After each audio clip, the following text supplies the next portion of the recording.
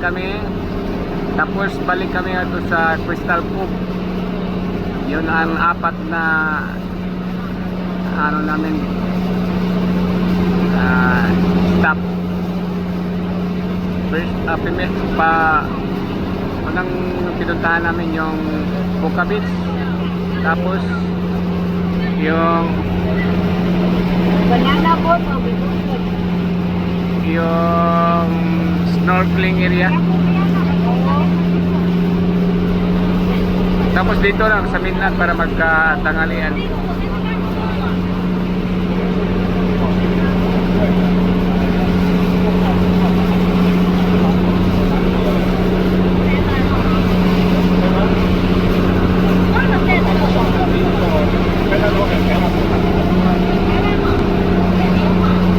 Yan ay diving area. Makikita sa yung sa unahan ay yung mga parasailing. Ang dami na nagparasailing sa ano,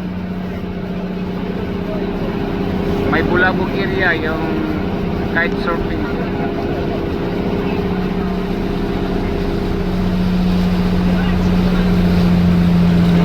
Ayun lang, parang bananabot na parang nakaupo, parang nasa sofa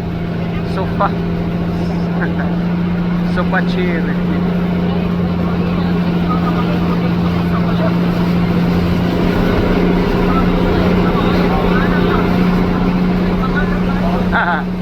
Ayan, parang nakaupo ka sa sofa.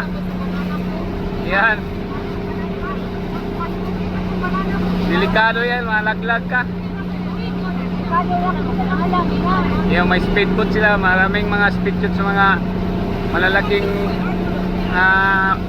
resort dito.